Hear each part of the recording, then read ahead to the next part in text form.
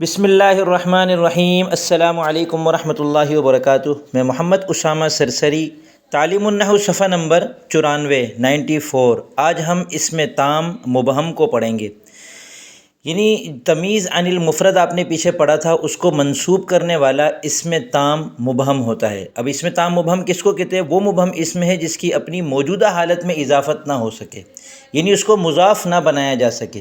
اب چاہے وہ ابھی مضاف ہے، اس وجہ سے اس کو مزید مضاف نہیں بنا سکتے، یا اس پر تنوین ہے، یا اس پر الف نون اس میں نون تثنیہ ہے، تو کسی بھی وجہ سے جب اس کی مزید اضافت نہیں ہو سکتی تو اس کو اسم تام مبہم کہتے ہیں، اور یہ تمیز کو نصب دیتا ہے، یعنی منسوب کرتا ہے۔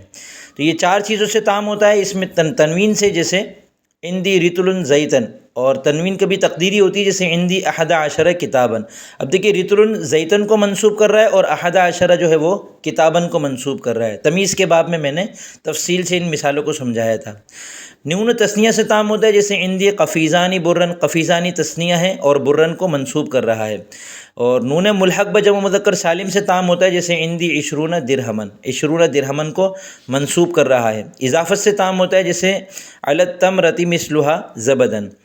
اور اسم تام مبہم جو ہے وہ تمیز عن المفرد کو منسوب کرتا ہے، جیسے اوپر کی مثالیں گزری۔